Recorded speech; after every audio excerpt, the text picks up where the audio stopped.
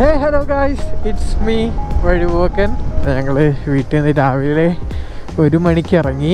സമയം 6:30 ഇലവിഴ പൂഞ്ചിറ അടുത്തുകൊണ്ടിരിക്കുകയാണ്. വാട്ടർഫാളൊക്കെ ആസ്വദിക്കുന്നുണ്ടല്ലേ. നമ്മൾ ചാറ്റൽ മഴയൊക്കെ കൊണ്ട് ആസ്വദിച്ചാണ് ഇവിടം വരെ എത്തിയത്.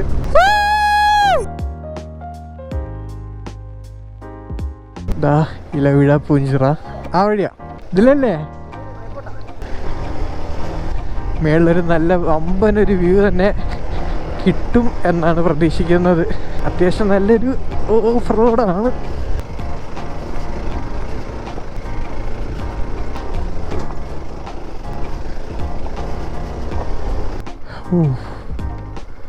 നൈസ്.